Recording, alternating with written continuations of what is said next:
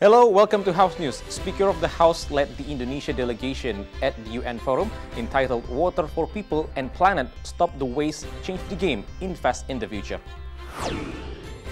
Indonesia and the European Union have a long-standing relationship covering various areas of cooperation. The House commits to build strong and lasting international relationships by implementing soft diplomacy. The House is concerned over the escalation of violence and the humanitarian situation in Ukraine and consistently calls for a peaceful resolution to the conflict.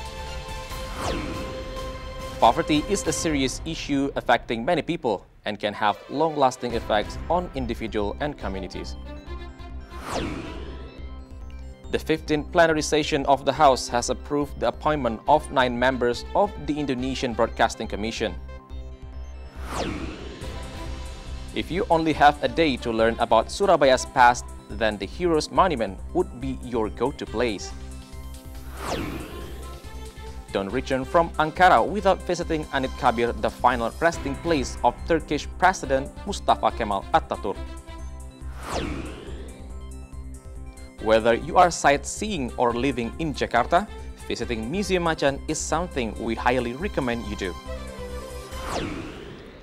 Attending the 2023 parliamentary hearing at United Nations in New York, Speaker of the House Dr. Honoris Causa Puan Maharani calls for global cooperation to solve water and sanitation crisis, especially in developing countries.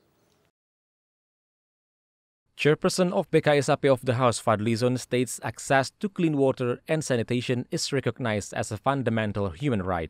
Global water crisis currently can be solved through international cooperation such as cooperation in clean water supply and sanitation. Karena kita menghadapi satu krisis air di dunia, take it for granted, kadang-kadang air kita itu dianggap berlimpah. Tapi dari waktu ke waktu persediaannya semakin berkurang, termasuk juga air bersih dan sanitasi.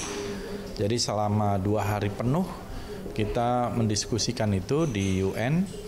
Dan kita juga cukup aktif, hampir di setiap sesi kita melakukan intervention dan juga menyampaikan best practices kita, misalnya termasuk pengairan di Subak dan lain-lain. During the forum, the House also demands commitments from developed countries regarding climate funding for developing countries, especially in the development of water and sanitation infrastructure.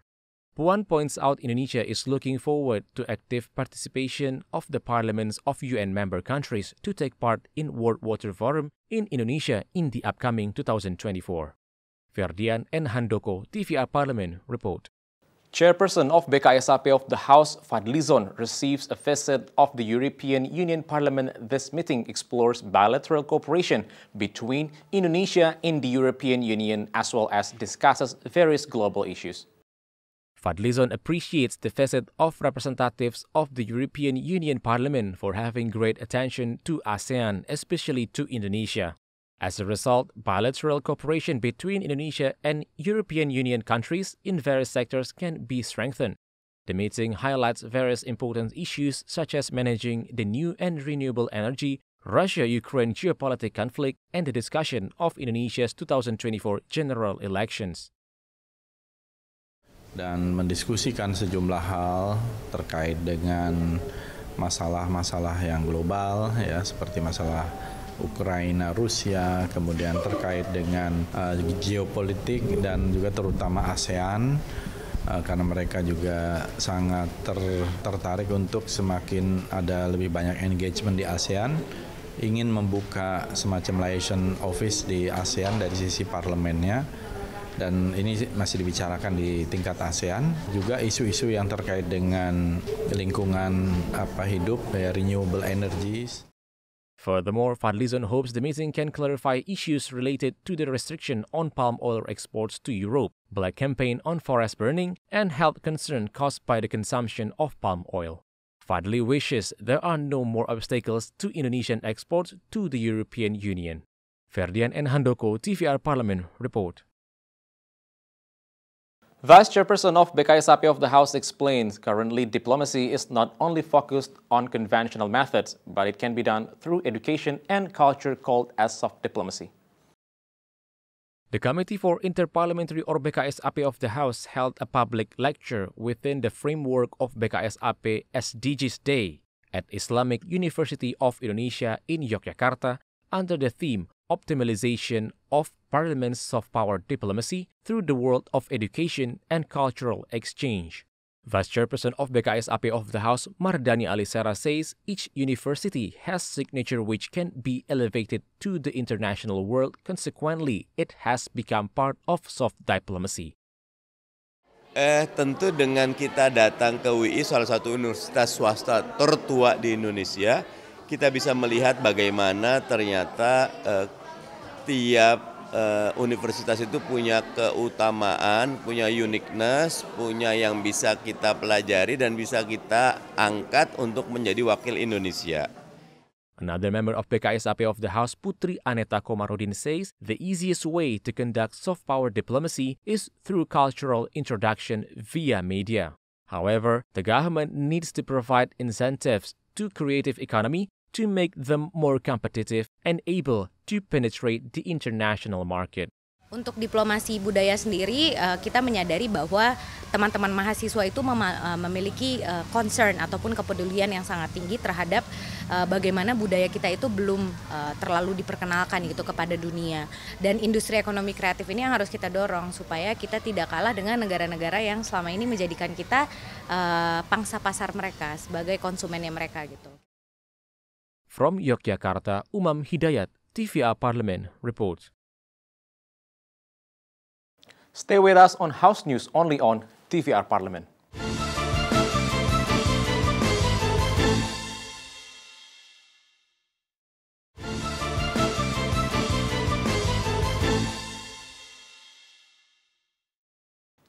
Vice Speaker of the House, accompanied by the Vice Chairperson of BKSAP of the House, received a courtesy call from the Ukrainian ambassador to Indonesia and representatives of Ukrainian civil society.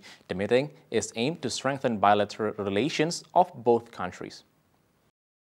The Ukrainian civil society group explained the conflict, which has been ongoing for almost a year, has resulted in a large number of waves of Ukrainian refugees. In addition, infrastructure and cultural sites have been destroyed and even teaching and learning activities have been hindered.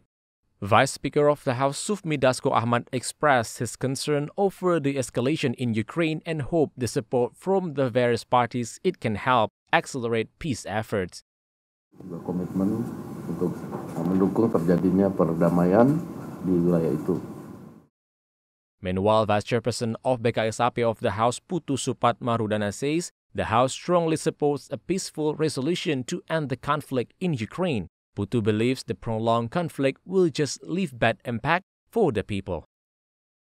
Dalam pertemuan ini memang mereka ingin mengadakan pertemuan untuk mungkin memberikan update informasi terkini tentang berbagai situasi yang terjadi di Ukraina. Yang mereka katakan adalah perang antara Rusia dan Ukraina, dan kita melihat jelas bahwa memang kondisi yang harus diwujudkan adalah kembalinya perdamaian. Zikri Yaserto Denus, TVR Parlemen report. Vice Speaker of the House attends the People's Mandate event in Semarang, Central Java as a part of receiving aspirations from the people regarding poverty alleviation and unemployment in Central Java.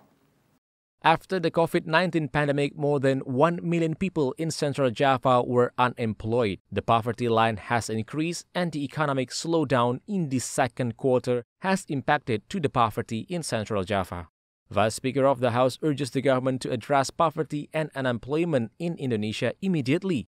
The increased poverty rate should not be ignored and must be a priority program through the state budget funding.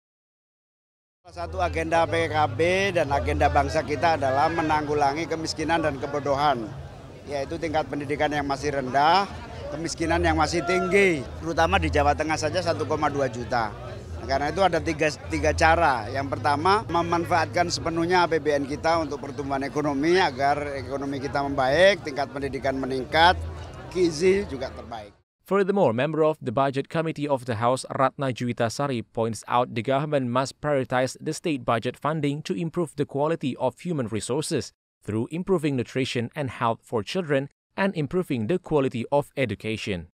Berharap kepada pemerintah untuk bisa lebih memanfaatkan APBN untuk bisa memperbaiki sumber daya manusia yang ada di Indonesia. Mulai concern terhadap gizi generasi anak kali ini, kita harus memberikan keberpihakan kepada ibu-ibu utamanya yang sedang hamil begitu, sehingga kita bisa lebih mensupport mereka dalam perbaikan gizi sehingga anak-anak yang dilahirkan bisa menjadi anak-anak yang sehat, berpotensi untuk kemajuan bangsa. From Central Java, Bani, TVI Parlemen report. Facing the 2024 political year, the leadership of the House hopes the elected Indonesian Broadcasting Commission able to carry out its tasks and functions effectively, especially in monitoring broadcasts in Indonesia. The Vice Speaker of the House, Sufmi Dasko Ahmad, points out the elected members of the Indonesian Broadcasting Commission, or KPI, must be able to carry out the tasks and functions in accordance with the mandate of the law. Sufmi Dasko requests KPI to maintain a professional approach in responding to the dynamics of broadcast, considering 2023 to 2024 are political years. Therefore, it is essential for KPI to provide television programs beneficial for the community. Ya, Komisi Penyiaran Indonesia kami berharap dapat menjalankan tugas dengan baik, amanah, dan karena ini tahun politik tentunya banyak dinamika yang akan terjadi di di dunia pers, sehingga tugas dari Komisi Penyiaran Indonesia akan tentunya lebih berat daripada tahun-tahun sebelumnya. Oleh karena itu, kami doakan kepada anggota KPI untuk tetap sehat dan dapat menjalankan tugasnya dengan baik. Previously, in the 15th plenary session of the House, it is approved 9 candidates as members of KPI. The names were selected by Commission 1 through consensus-based decision-making. The leadership of the House hopes the elected KPI members for the 2022 until 2025 period will be able to carry out its tasks and functions effectively, especially in the area of broadcast supervision performance. Zikri Yasertodenos, TVR Parlemen report. Discover historical places around the world after the short break only on House News.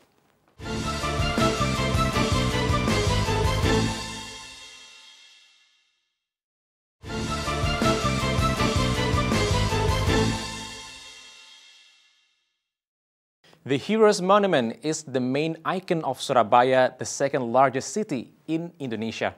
The monument has been recognized as one of Indonesia's 10 best holiday destinations by the Ministry of Tourism.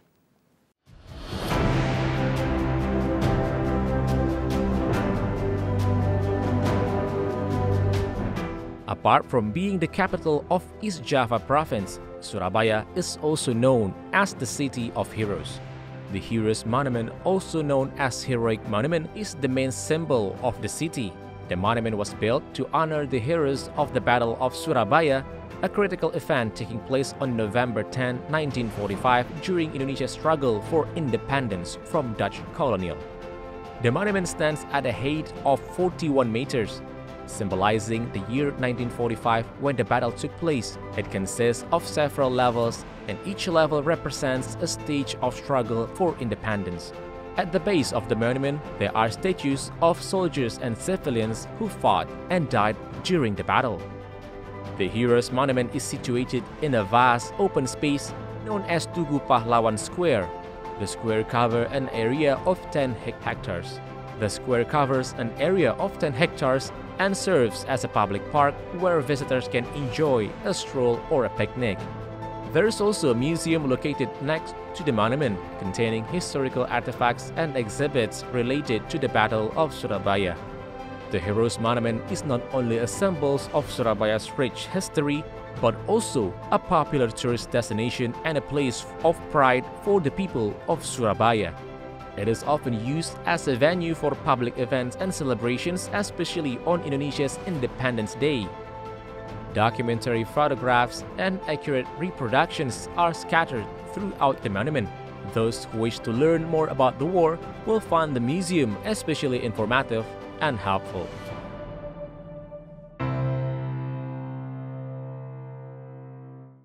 Anit Kabir is definitely one of the first stops for tourists visiting Ankara. This is the Memorial Park of Ataturk, the founder of Turkish Republic and also a leader who led the country through its independence.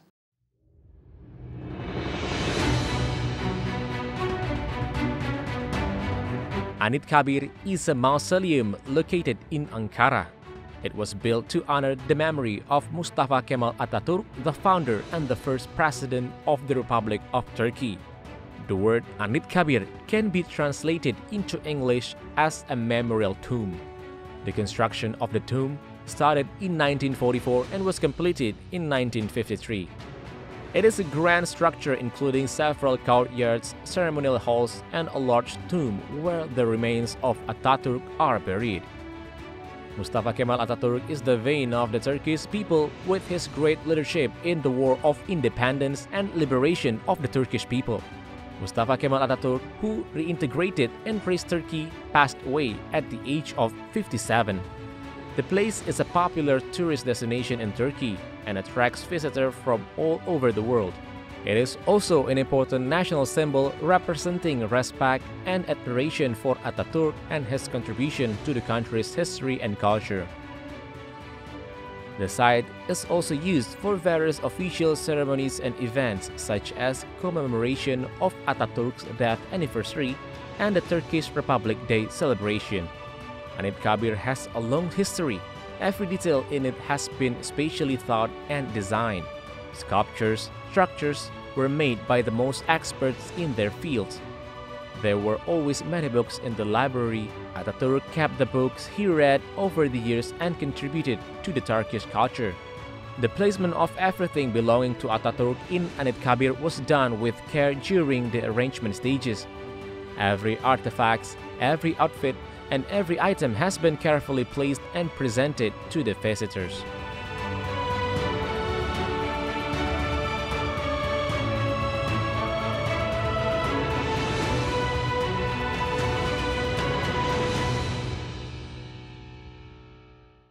Located in West Jakarta, Museum Macan has become an oasis for art enthusiasts. Recently, the museum showcases a major work of Indonesian artists with title The Theater of Me.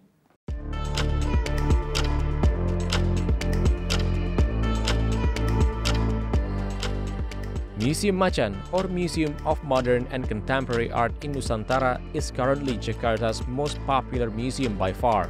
Museum Macan is also currently one of the top attractions in Jakarta.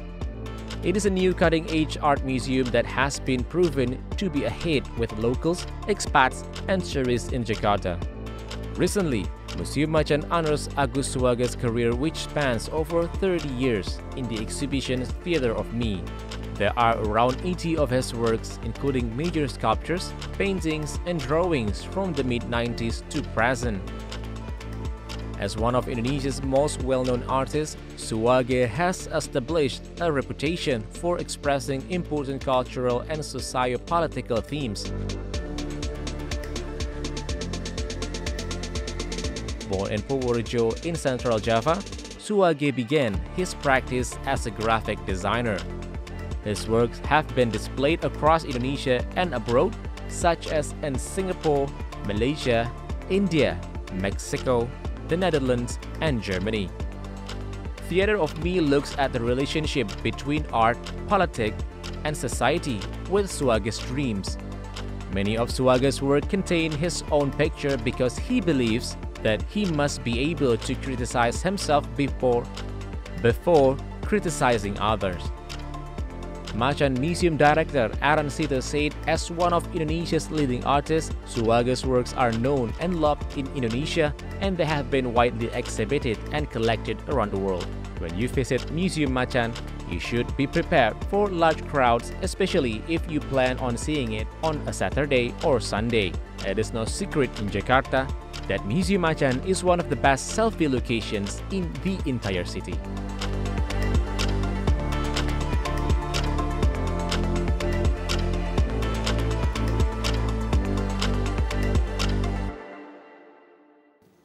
And that's the House News for today. Thank you for watching, and I'll see you in the next episode of House News only on TVR Parlemen.